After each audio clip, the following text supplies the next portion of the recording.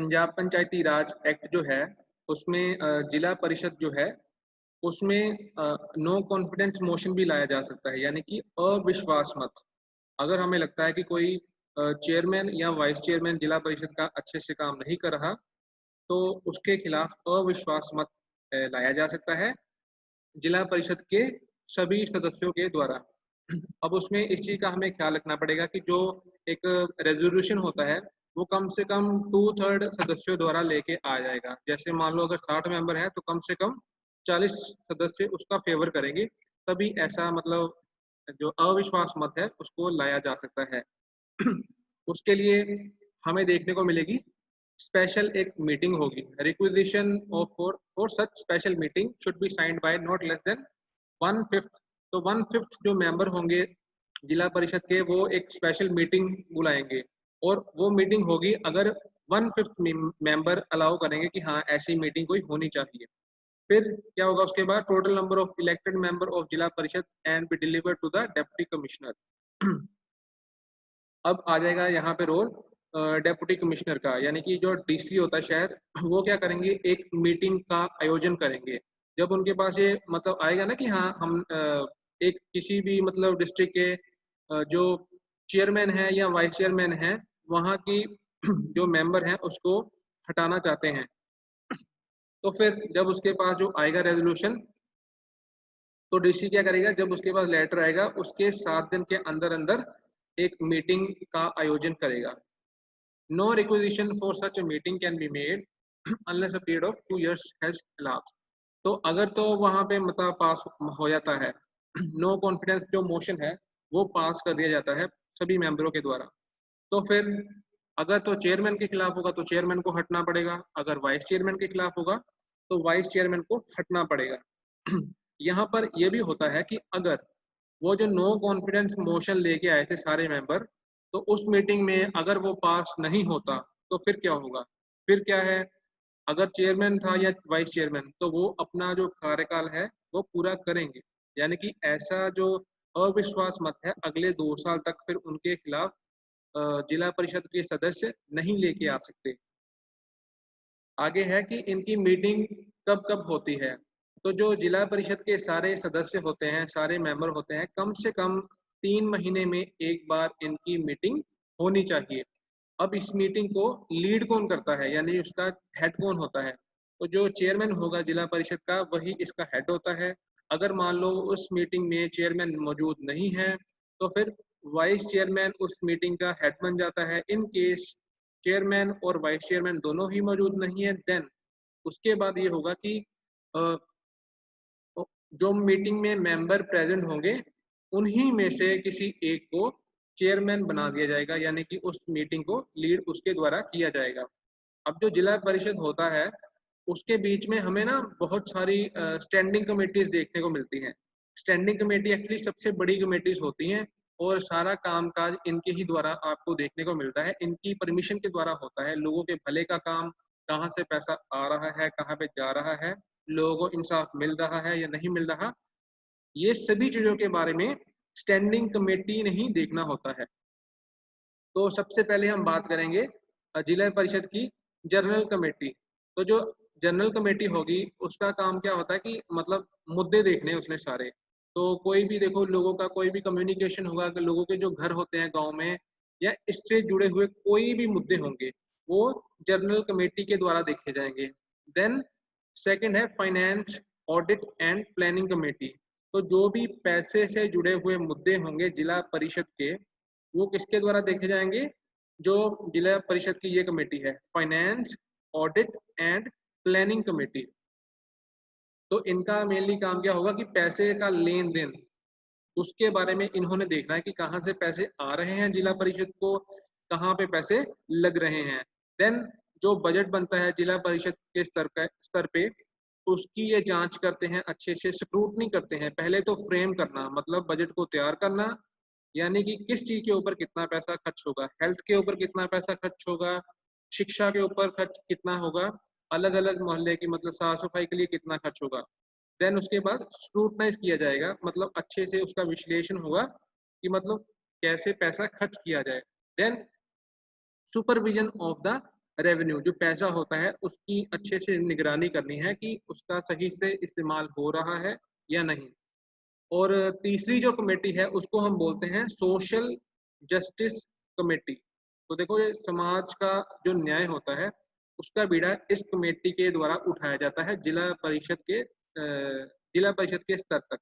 तो इन्होंने क्या देखना है कि जो एजुकेशन है, शिक्षा को प्रमोट करना है, शिक्षा को बढ़ावा देना है, लोगों के जो आर्थिक हालात है उनका ख्याल रखना है, सामाजिक जो हालात है उनको अच्छे से बना के रखना है, कल्चरल जो भी इवेंट्स होते हैं उनको इन्होंने मेंटेन करना है, या जो भी शेड्यूल्ड कास्ट बैकवर्ड क्लास के जो भी इश्यूज होंगे इनके द्वारा देखे जाते हैं। देन जो हित होते हैं शेड्यूल्ड कास्ट के और बैकवर्ड क्लास के, उनको मतलब न्याय प्रोवाइड करना, वो भी सोशल जस्टिस कमेटी के द्वारा देखा जाता है।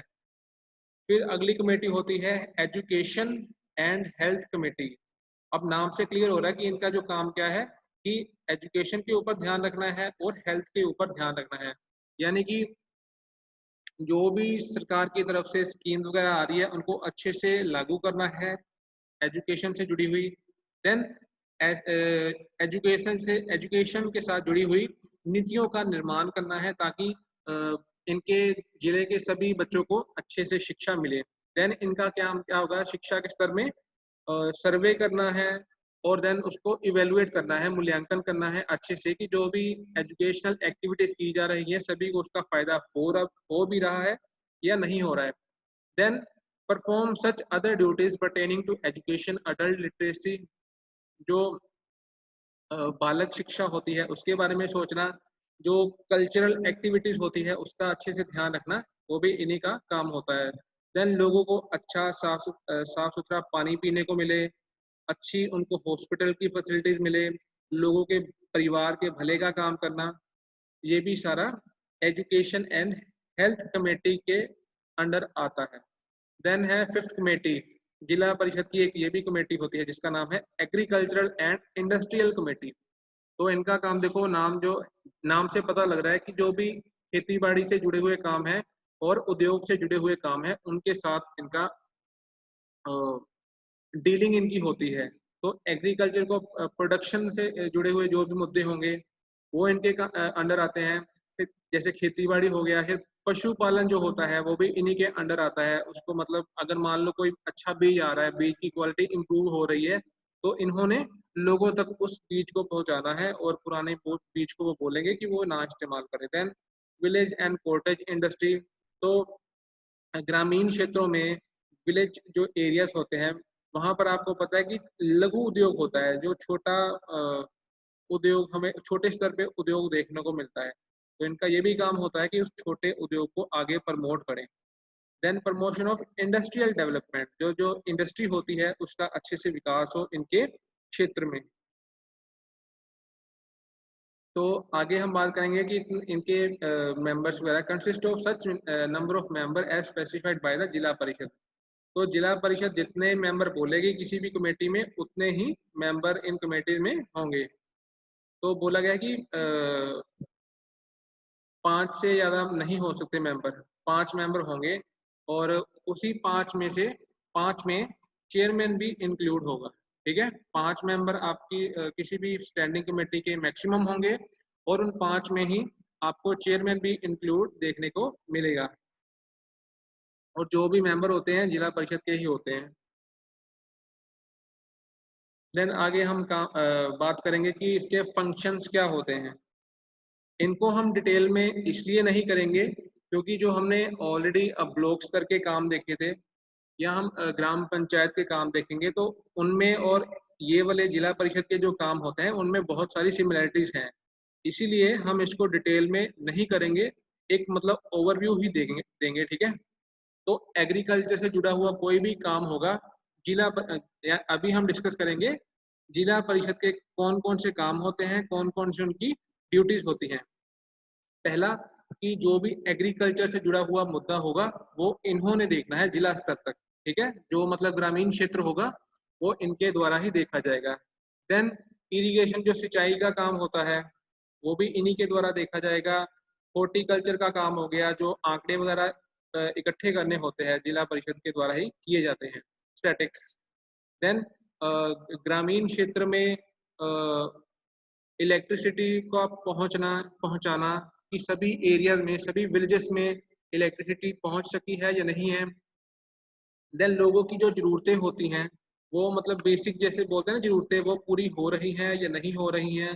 देन जो जो भी प्रोडक्शन हो रही है, उसका मतलब इन्होंने ख्याल रखना, यानी कि मिट्टी की सेहत का भी ख्याल रखा जाता है। समय-समय पे जो किसान होते हैं, उनको मतलब रूबरू करवाते रहते हैं कि सरकार की तरफ से कौन से मतलब कदम उठाए गए हैं कि आप कैसे अपनी मिट्टी की संभाल कर सकते हो ताकि उसकी जो प्रोडक्शन है, प्रोडक्टिविटी है, वो खत्म ना हो।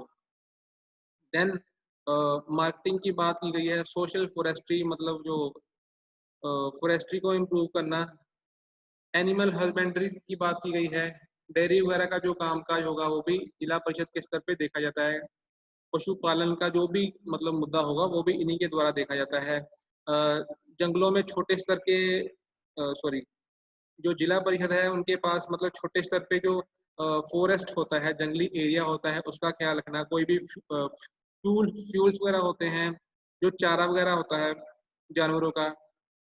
देन जो फिशरी वगैरह होती है, क्योंकि आपको पता है कि फिशरी मतलब एज अ फूड भी बहुत लोग इसको इस्तेमाल करते हैं, तो उसकी उसकी मतलब कैसे प्रोडक्टिविटी इम्प्रूव की जाए। Then household and small scale industry including food processing, तो जो छोटे स्तर की जो इंडस्ट्री होती है उनके हितों की कैसे रक्षा करनी है, उसको कैसे प्रमोट करना है, ये भी जिला स्तर पे देखा जाता है, जिला स्तर पे। यस। देन हम बात करेंगे जो भी एक जिला स्तर पे इनके कंट्रोल में सारे रोड्स आते हैं, वो इन्होंने मतलब एक तो तैयार करवाने हैं, एक मेंटेन करने हैं, और आगे भी जैसे भी ज़रूरत पड़ती है, उनका ख्याल रखना है। इनकी ये कोशिश यही होती है कि जो छोटा एरिया होता है, रूरल एरिया होता है, उनको स्टेट हाईवेज़ हैं, उनके साथ जोड़ा जाए, नेशनल हाईवेज़ हैं, उसके साथ जोड़ा जाए। मतलब कनेक्टिविटी को अच्छा बनाया जाए, जिसका फ़ायदा क्या होता है कि जैसे मान लो अगर आपने रात के समय में कहीं दूसरे शहर में जाना है इमरजेंसी में, तो अगर आपके रोड्स ही अच्छे नहीं होंगे तो ऑब्वियस सी बात है आपको बहुत सारी दिक्कत आएगी। इमरजेंसी की अगर बात करें, तो अगर मान लो कोई सीरियस है, तो उसको अच्छा मतलब इंफ्रास्ट्रक्चर प्रोवाइड करवाया होगा, तो वो ऐसी सिचुएशन में अपने आप को सर्वाइव कर सकता है। देन जो जिला परिषद में ये भी देखने को मिलता है कि लोगों की जो सेहत होती है, उनका भी अच्छे से ख्याल रखना। तो आपको पता है कि जब छोटे होते हैं बच्चे, तो उनको मतलब उनको इंजेक्शंस लगते हैं। तो उनका पर्पस यही होता है कि अगर कोई भी बीमारी है तो वो बच्चे के शरीर में मतलब आने वाले टाइम में उसके बॉडी में एंटर ना करे। इसके लिए ये होता है कि उनको समय-समय पे जो भी इंजेक्शन लगने होते हैं, वो अ, जिला परिषद के द्वारा लगवाए जाते हैं। बच्चों को अवेयर किया जाता है, बच्चों के परिवारों को इसके बारे में सचेत किया जाता है, एक्टिव किया जाता है। यानी कि मतलब फिर बहुत सारी स्कीम्स होती है, जैसे फैमिली प्लानिंग के बारे में बताया जाता है। जो नई मतलब वैक्सीनेशन जो भी प्रोग्राम्स होते हैं, उसके बारे में लोगों को रूबरू करवाया जाता है। देन लोगों को ये भी बताया जाता है कि देखो मतलब इन्होंने इस चीज़ का भी रिकॉर्ड रखना होता है कि सभी लोगों के पास, जो भी गाँव में रहते हैं, क्या उनके पास अपना घर है या नहीं है? अगर नहीं है किसी के पास, यानी कि कोई ऐसा परिवार है जिसके पास घर नहीं है, हाउसलेस फैमिली है, तो उसका भी रिकॉर्ड रखते हैं, कोशिश करते हैं कि उनके पास भी अपना घर हो। ऐसे इनिशिएटिव्स इनके द्वारा लिए जाते हैं। एलिमेंट्री एजुकेशन तो इन्होंने प्रमोट करनी है। मतलब कि इन्होंने आगे जो ग्राम पंचायत होगी उनकी ड्यूटी लगा देनी है कि आपने ये रिकॉर्ड रखना है कि सभी बच्चे आपके गाँव के स्कूल में जा रहे हैं या नहीं जा रहे हैं, यानी कि उनकी एनरोलमेंट हुई है स्कूलों में या नहीं हुई है। देन आगे हायर एजुकेशन की बात करते हैं कि बच्चे आगे मतलब पढ़ना पसंद करते हैं या नहीं पढ़ना पसंद करते हैं, यानी कि वो ग्रेजुएट हो रहे हैं, मास्टर्स कर रहे हैं या नहीं कर रहे हैं। इन सभी चीज़ों का ख्याल रखा जाता है। देन मेनली जैसे अगर हम बात करें तो वीकर सेक्शन की, तो वीकर सेक्शन कमजोर जो वर्ग होता है, शहरों के मुकाबले हमें गाँव में ज़्यादा देखने को मिलता है। अगर हम बात करें शेड्यूल्ड कास्ट की, शेड्यूल्ड ट्राइब की, अदर बैकवर्ड क्लास की, या कोई ऐसा वर्ग है जिसके पास पैसा बहुत कम है, या अगर देखें कि कोई हैंडीकैप्ड है, बुजुर्ग लोग हैं, तो इन ऐसे सभी लोगों की मतलब देखभाल भी पंचायत के द्वारा इनके द्वारा की जाती है। जिला स्तर पे जो इनकी टीम होगी उनके द्वारा की जाती है। देन समय-समय पे जो भी सरकारों के द्वारा काम किए जा रहे हैं कि कैसे पॉवर्टी को खत्म किया जाए, गरीबी को कैसे हटाया जाए, एलिविएट यानी कि खत्म करना, कम करना, तो उसमें ये अपना योगदान समय-समय पे डालते रहते हैं। सोशल रिफॉर्म्स एक्टिविटी यानी कि जो पुराने समय से कुरीतियाँ चली आ रही हैं, उनको इन्होंने खत्म करना है, उनके लिए इनके एफर्ट्स कंटिन्यूअसली चलते रहते हैं। तो इनको मतलब पैसा कहाँ से आता है, उसके बारे में देखेंगे यहाँ पे। जो इनके काम हैं, वो तो खत्म हो गए जिला परिषद के, ठीक है? अब जिला परिषद को पैसा कहाँ से आता है?